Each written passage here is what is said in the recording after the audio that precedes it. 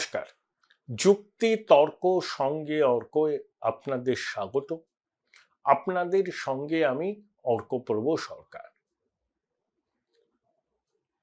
রিজওয়ানুর কাণ্ডের পর সম্ভবত 28 দিন পরে কলকাতার তৎকালীন পুলিশ কমিশনার প্রসূন মুখোপাধ্যায় পদত্যাগ করেছেন। প্রাক্তন মুখ্যমন্ত্রী বুদ্ধদেব ভট্টাচার্যর অত্যন্ত ঘনিষ্ঠ অফিসার ছিলেন প্রসূনবাবু। প্রসূনবাবুকে সরাতে বুদ্ধবাবু চাননি, কিন্তু জনমত এমন পর্যায়ে পৌঁছয় শেষ পর্যন্ত তিনি বাধ্য হন প্রসূন মুখোপাধ্যায়কে পদ থেকে সরিয়ে দিতে। কলকাতার পুলিশ কমিশনার বিনীত গোয়েলের ভাগ্যে কি আছে সেটা আপনারা জানবেন, কিন্তু আর্জিকর কাণ্ডের পর যে মৌলিক প্রশ্নগুলো আমাদের তাড়া করে ফিরছে, আমার মনে হয় সেই প্রশ্নগুলোর সঙ্গে আপনারা মোটের উপর সহমত হবেন। ধরুন, তৃণমূল সরকার ক্ষমতায় আসার পর 13 বছর হতে চলল, 13 বছর পেরিয়ে গেছে তারা ক্ষমতায় আছে। তারা ক্ষমতায় আসার কিছুদিনের মধ্যেই পার্ক স্ট্রিট হয়েছিল, তারপর কামদুনি ঘটল, তারপরে কাটোয়া, তারপরে হাঁসখালি, আর তারপরে কালিয়াগঞ্জ এবং এরপরে আরজিকর। পার্ক স্ট্রিটের পরে মুখ্যমন্ত্রী কি বলেছিলেন? সাজানো ঘটনা। কাটোয়ার পরে মুখ্যমন্ত্রী কি বলেছিলেন? নির্যাতিতার স্বামী তো সিপিএম করে, কিন্তু নির্যাতিতার স্বামী ঘটনার অনেকদিন আগে মারা গিয়েছিল। আর একটা ঘটনায় মুখ্যমন্ত্রী বললেন ভাব ভালোবাসার বিষয়। তাহলে সাজানো ঘটনা, ভাব ভালোবাসার বিষয় থেকে আর্জিকর, পার্ক স্ট্রিটে সাজানো ঘটনা, তারপরে ফাঁসি চাই, তারপরে অভিষেকের এনকাউন্টারের নিদান। আর এবারই মুখ্যমন্ত্রী একবার বলেছিলেন ঠিক আছে সিবিআই হলে হবে, আমার তো কোনো আপত্তি নেই। তারপর সময় বেড়ে দিয়েছিলেন 1 সপ্তাহ, ওর মধ্যে না করতে পারলে সিবিআই কে দিয়ে দেব। হাইকোর্টের নির্দেশে ঘটনা ঘটার 96 ঘন্টা পেরিয়ে যাওয়ার পর সিবিআই তদন্তভার গ্রহণ করে। তাহলে প্রথমে পার্ক স্ট্রিটকে সাজানো ঘটনা থেকে আর্জিকর কাণ্ডে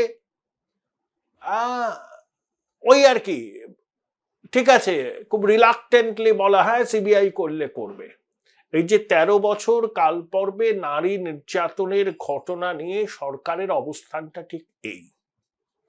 দেখবেন শাসক দলের মুখপাত্ররা কথায় কথায় ধানতলা, বানতলা, বিরাটির প্রসঙ্গ তোলেন। আরে ওগুলো তো ঘৃণ্য অপরাধ, ওগুলোকে কেউ সমর্থন করে না। ওই সময় আমরা একটা স্লোগান দেখতাম, দেওয়ালে দেওয়ালে লেখা হতো, বানতলার মা বিরাটির বোন, সিপিএম এর কমরেড না ক্যাডার দ্বারা হলো ধর্ষণ, তাই শুনে কমরেড জ্যোতি বসু কয় বামফ্রন্ট আমলে এমন কত কিনা হয়। এরকম লেখা হতো নির্বাচনী সময়।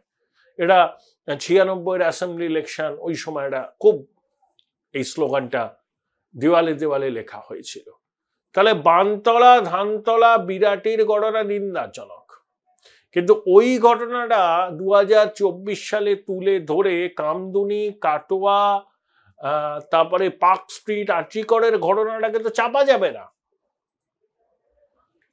ওদের অপশাসনের জন্যই তো মানুষ আপনাদের ক্ষমতায় বসিয়েছে।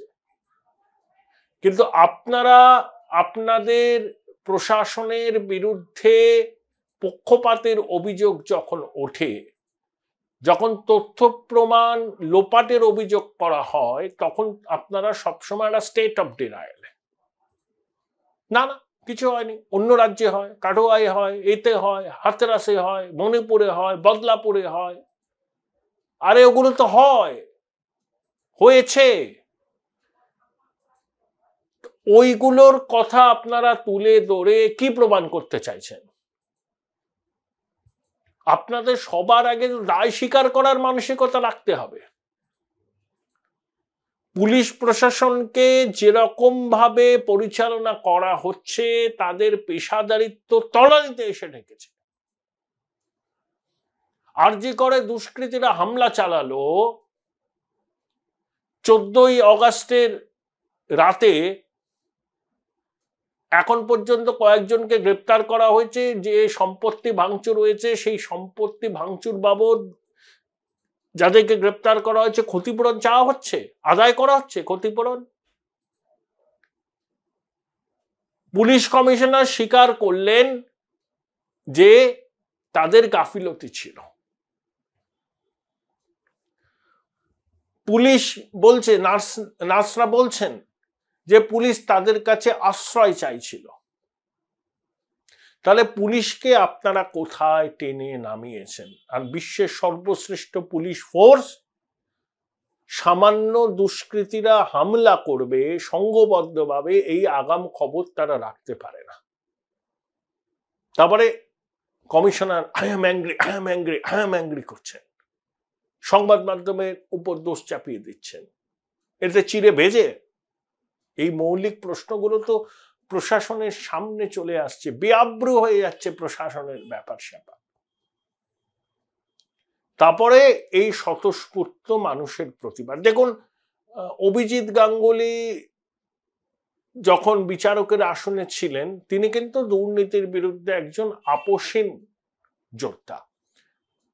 তারই সিদ্ধান্তে কিন্তু রায়ের পরেই অনেক ঘটনার তদন্ত সিবিআই ইডি করছে। আমরা তো জানতাম কি যে এই পাহাড় প্রমাণ দুর্নীতি হয়েছে এডুকেশন ক্ষেত্রে, ধেরে ইঁদুর আজ না হয় কাল ধরা পড়বে, সুড়ঙ্গের শেষে আলো দেখা যাবে। কিন্তু হ্যাঁ, অভিজিৎ বাবু রাজনীতিতে এসেছেন, কিন্তু তাকে গো ব্যাক স্লোগান দেওয়া খুব কি দরকার ছিল? আপনারা অন্যভাবে বলতে পারতেন যে অভিজিৎ বাবু এটা অরাজনৈতিক প্রতিবাদ, আপনি দেখুন বিজেপির সাংসদ, প্লিজ এর মধ্যে আপনি পার্টিসিপেট না করলেই ভালো হয়। তো ঋতুপর্ণা সেনগুপ্তর সঙ্গে যে ঘটনাটা ঘটলো, এটা কি সমর্থনযোগ্য? নিন্দার ভাষা নেই। এর মধ্যেও কিছু দুষ্কৃতি ঢুকেছে, কিছু মদ্যপ, কিন্তু এটা জন আন্দোলন। এই জন আন্দোলনের চরিত্র অনুধাবন এখন শাসক করতে পারছে না। তারা নানা রকম বলছে আর কি, সময়সীমা দিচ্ছে, বিশ্বকর্মা পুজোয় সব ঠিক হয়ে যাবে।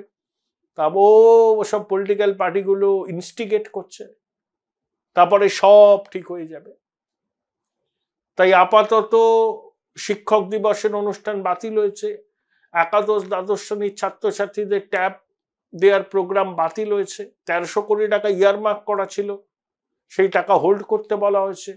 দুর্গাপুজোর ক্লাবের অনুদান 85,000 টাকা, সে বাবদও 343 কোটি টাকা ট্রেজারিতে আছে।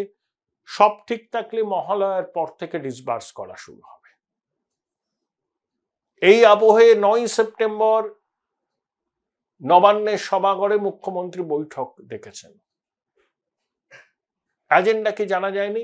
স্পেশাল সেক্রেটারি, তার উপরে থেকে শুরু করে মন্ত্রী, আমলা, প্রিন্সিপাল সেক্রেটারি, ডিজি, সিপি, সব মন্ত্রীকে থাকতে হবে। স্টক টেকিং হবে। This may be treated as very urgent, এই বিজ্ঞপ্তিতে বলা হয়েছে, কিন্তু এজেন্ডা নেই। আবার 9 সেপ্টেম্বর সুপ্রিম কোর্টের শুনানি, সেদিনকেই নবান্নে এই স্টক টেকিং। আসলে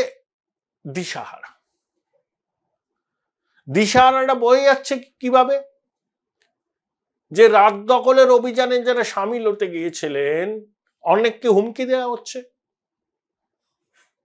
মাননীয় ফোঁস করার কথা বললেন 28 অগাস্ট ছাত্র পরিষদের প্রতিষ্ঠা দিবসের সভা থেকে। তার এই নিদান শুনে উদয়ন গুহ, অরূপ চক্রবর্তী আর কিছু কুচো নেতা ফোঁস করতে শুরু করলেন। তবে মাননীয় আবার তার অবস্থান ব্যাখ্যা করলেন, পরের দিন বলে না, আমি এসব বলতে চাইনি। কিন্তু শব্দ তো ব্রহ্ম, একবার বেরিয়ে গেছে। আর উদয়ন গুহ, অরূপ চক্রবর্তী বলেছেন যে সরকারের শীর্ষ মহল যখন বলছে ফোঁস করতে, তাহলে আমিও তাদের গুড বুকে থাকতে একটু ফোঁস করি। অরূপ চক্রবর্তী প্রথমবার সাংসদ হয়েছেন, উত্তেজনা ধরে রাখতে পারছেন না। 100 জনকে বিমানের টিকিট কেটে দিল্লিতে নিয়ে গেছিলেন তার শপথ গ্রহণ অনুষ্ঠানের সময়, ভেবেছিলেন সবাই বোধহয় ঢুকতে পারবে সংসদে। সে অরূপ চক্রবর্তীর বলবালা খুব বেড়েছে, এখন হুমকি দিচ্ছেন ধর্মঘটের চিকিৎসকদের। আরজিকর কাণ্ডের প্রেক্ষিতে প্রশাসনের একেবারে কি বলবো আর কি, যে কোনো সমন্বয় যে নেই সেটা পরিষ্কার হয়ে যাচ্ছে। যে যার মতো কুকথা স্রোত, অসত্য ভাষণ, মুখপাত্রদের মরিয়া হয়ে অতীতের ঘটনাকে টেনে এনে তাদের ডিসপেন্সেশনে যে ঘটনাগুলো ঘটেছে সেই ঘটনাগুলোকে লঘু করে দেখাবার চেষ্টা, আর সবসময় হচ্ছে একটা স্টেট অফ ডিনায়াল, অস্বীকার করা, কিচ্ছু হয়নি। তাহলে আরজিকর কাণ্ডের টেক অ্যাওয়ে এটা। দেখুন, বিরোধী দলগুলো তো রাজনীতি করবে, তারা অবশ্যই করবে। মমতা বন্দ্যোপাধ্যায় করেননি রিজওয়ান কাণ্ডে নন্দীগ্রামের সময়? নাগরিক সমাজের প্রতিবাদ ছিল, তৃণমূল তাদের মতো করে বিরোধিতা করেছিল, বাম জমানার মমতার দীর্ঘদিনের আপোষহীন সিপিএম বিরোধিতা, মানুষ পরিবর্তন চেয়েছিল, তাই মমতাকে সাপোর্ট করেছিল। তো এখানে নাগরিক সমাজ আন্দোলন করছে, ঠিক আছে। Join Indian Institute of Hotel Management now. Right choice, right decision. বিরোধী রাজনৈতিক দলগুলোকেও সরকার বিরোধী আন্দোলনকে তীব্র করতে হবে। শুধু একটাই কথা, নাগরিক সমাজের আন্দোলনকে তারা যেন অ্যাপ্রোপ্রিয়েট না করার চেষ্টা না করে। নাগরিক সমাজের আন্দোলন চলতে দিন তাদের মতো করে, সেটাকে গ্রাস করার চেষ্টা করলে সরকারের সুবিধা হবে। আপনারা আপনাদের মতো সরকার বিরোধী আন্দোলন করুন, তীব্র থেকে তীব্রতর করাই তো বিরোধী দলের দায়িত্ব, সেই দায়িত্বটা আপনারা পালন করুন। আর নাগরিক সমাজকে তাদের মতো করে আন্দোলন করতে দিন। নাগরিক সমাজের আন্দোলনকে অ্যাপ্রোপ্রিয়েট করার চেষ্টা করলে ঐতিহাসিক ভুল হবে, কারণ বাংলা এখন একটা ক্রান্তিকালে এসে দাঁড়িয়েছে। এই আবহে 6টা বিধানসভার উপনির্বাচনের তারিখ কমিশন ঘোষণা করবে।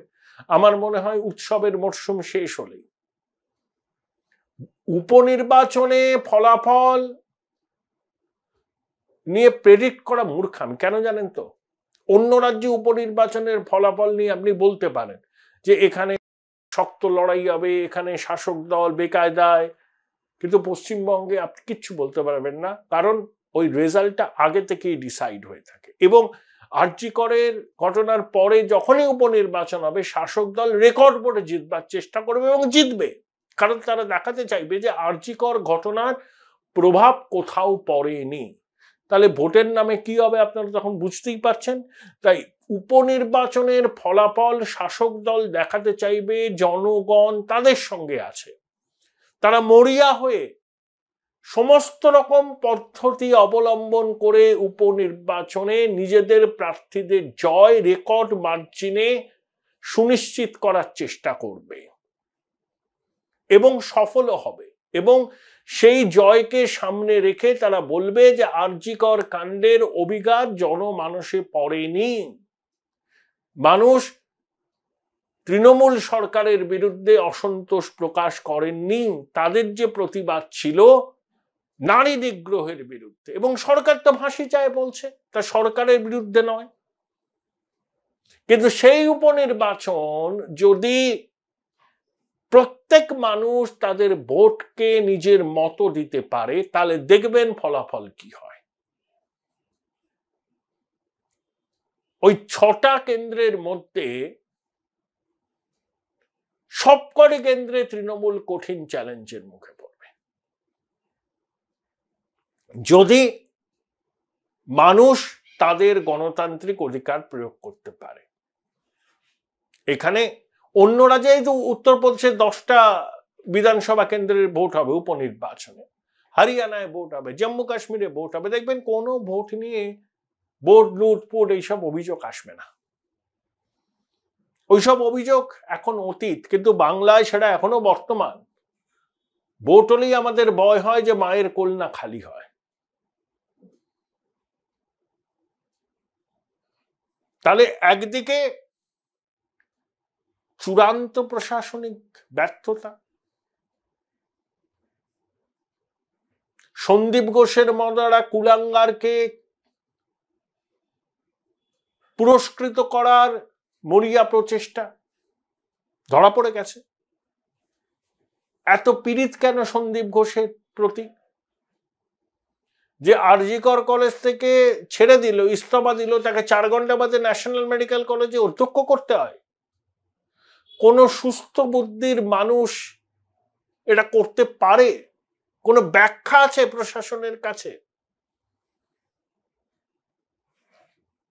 উত্তরবঙ্গ লবি কথা আমরা স্বাস্থ্যক্ষেত্রে শুনতাম, তারাই নিয়ন্ত্রক। এখন উত্তরবঙ্গ লবির কে কি পজিশনে আছে সব ক্লিয়ার হয়ে বেরিয়ে গেছে আমাদের সামনে, এবং তারাই যে স্বাস্থ্য মন্ত্রকটা চালায় এটা এখন মোটের উপর পরিষ্কার। সিবিআই এর পাশাপাশি ইডি তদন্ত করছে, এখানেও ইডি ঢুকবে, মানে স্বাস্থ্যক্ষেত্রে দুর্নীতির তদন্তে ইডি ঢুকলো। স্বাস্থ্যক্ষেত্রে মন্ত্রীকে? মুখ্যমন্ত্রী।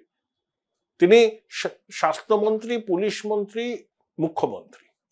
কারণ স্বাস্থ্য পুলিশ এই দুটো দপ্তর প্রথম দিন থেকেই তিনি দায়িত্বে আছেন। তিনি তো দায় এড়াতে পারেন না, যতই বলেন যে আমি কিছু জানতাম না। ইন্ডিভিজুয়ালি করেছে কেউ, হতে পারে না, হতে পারে না। হয় আপনাকে জানানো হয়নি, সেটা আপনার যারা খবরাখবর দেয়, গোয়েন্দা দপ্তর আছে, তাদের ব্যর্থতা। তারা জানতে না পারলে সেটা তাদের চূড়ান্ত ব্যর্থতা। আর তারা জানার পরেও যদি আপনার দিক থেকে কোনো পদক্ষেপ না করা হয়, সেটাও কিন্তু আপনার ব্যর্থতা। আরজি করের দুর্নীতির ঘটনা তো আকাশ থেকে পড়েনি। আক্তার আলী তো অনেক দিন ধরে দৌড়ে দৌড়ে ঘুরছে এই দুর্নীতির বিষয়টা জানানোর জন্য, কেউ কর্ণপাত করেনি। তাহলে যে স্বচ্ছ প্রশাসনের দাবি আপনারা করেন, আরজি কর কাণ্ড চোখে আঙুল দিয়ে প্রমাণ করে দিল সেই দাবি সর্বৈব মিথ্যা। যদি স্বচ্ছ প্রশাসনের দাবি সত্যি হতো, তাহলে আক্তার আলীর তোলা অভিযোগগুলো আপনারা আগে থেকে গুরুত্ব দিয়ে বিচার করে তদন্ত করতেন, সিবিআইডিকে ঢুকতে হতো না। করেননি। তাই আপনাদের সদিচ্ছা নিয়ে প্রশ্ন ওঠে। আরজি কর কাণ্ড, ওই যে বলেন আমরা স্বচ্ছ প্রশাসন উপহার দিই, ট্রান্সপারেন্সি, এই প্রশাসনে কি আদৌ কোনো ট্রান্সপারেন্সি আছে?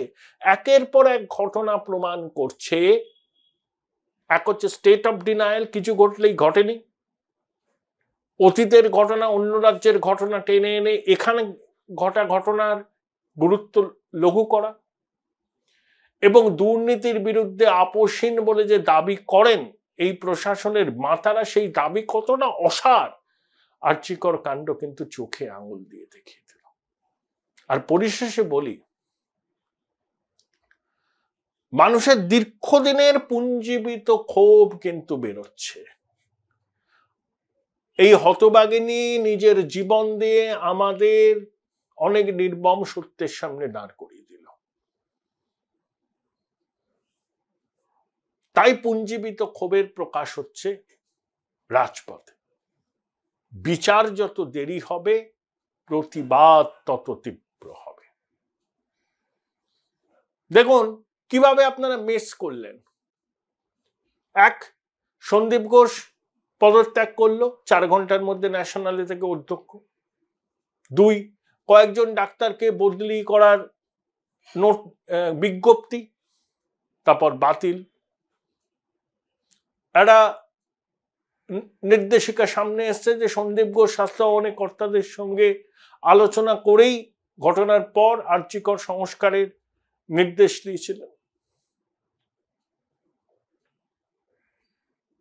4, সন্দীপ ঘোষকে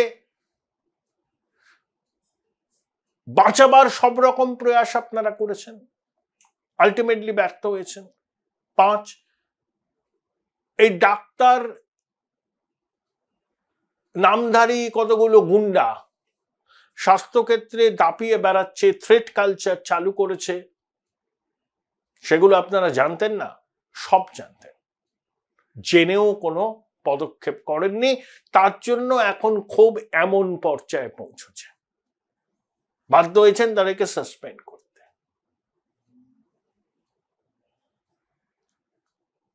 6, মাননীয়া বললেন 28শে অগস্ট থেকে স্বাস্থ্যক্ষেত্রে মিরাকেল করে দিয়েছি। কি কি মিরাকেল করেছেন মানুষ চোখের সামনে দেখছে। এরকম কত সন্দীপ ঘোষ যে হসপিটালে ছড়িয়ে আছে, আগামী দিনে তা পরিষ্কার হবে। তাহলে আরজি করের ঘটনায় এগুলোকে চোখে আঙুল দিয়ে দেখিয়ে দিল যে সরকারের দাবি আর বাস্তবের মধ্যে আসমান জমিন ফারাক। আপনি মহিলাদের সুরক্ষা দিতে পারবেন না, বলছেন রাতের ডিউটি যতটা সম্ভব কম দিতে হবে। তাহলে মহিলাদের কর্মসংস্থানের ক্ষেত্রটাকে সংকুচিত হয় না? অনেক এমপ্লয়ার তো তখন এটাকে সামনে রেখে বলবেন যে আমি এখানে মহিলা কর্মী নিয়োগ করব না। আপনাদের কাজ হচ্ছে সুরক্ষা দেওয়া, যাতে মানুষ নির্ভয়ে রাস্তাঘাটে চলাফেরা করতে পারে, কর্মক্ষেত্রে কাজ করতে পারে, রাত হলেও বাড়ি ফেরবার জন্য চিন্তা না করতে হয়। শুধু কলকাতা শহরে নয়, সারা রাজ্যের ক্ষেত্রে দূর দূরান্ত থেকে যে সমস্ত মাতৃশক্তি প্রতিদিন কলকাতা শহরে কাজে আসেন, তারা যখন প্রায় মধ্যরাতে বাড়ি ফেরেন, ধরুন স্টেশন থেকে তাদের বাড়ির দূরত্ব 2-3 কিলোমিটার, বাড়ির কোনো পুরুষ মানুষকে স্টেশনে অপেক্ষা করতে হয়, তারা একা ফিরতে পারে না ভয়ে। এ দেখার দায়িত্ব কার? সরকারে। আপনি সেটা তো সুরক্ষিত করবেন। তা না করে আপনি বলছেন যে রাতের ডিউটিতে মহিলাদের যত কম রাখা যায় তার চেষ্টা করতে হবে। আপনি সংগঠিত ক্ষেত্রে হয়তো শোনা হলো, কিন্তু অসংগঠিত ক্ষেত্রে ওই যে বললাম, আমি আমাদের ঘরের কাছে দক্ষিণ 24 পরগনা থেকে কত মাতৃশক্তি প্রতিদিন ভোরবেলা কলকাতা শহরে আসেন কাজে, বাড়ি ফিরতে ফিরতে মধ্যরাত হয়ে যায়। এটাই তাদের জীবন। এবং তাদের স্টেশনে যান, লোকাল ট্রেনে, স্টেশনে বাড়ির কোনো ছেলেকে অপেক্ষা করতে হয় স্বামীকে, নয় বাবাকে, নয় দাদাকে, ভাইকে বা সন্তানকে। কেন হবে? এই প্রশ্নগুলো আর্চিকর কাণ্ড তুলে দিল এবং কোনো প্রশ্নের সদুত্তর দিতে নবান্ন ব্যর্থ হলো। এটাই চিন্তার বিষয়।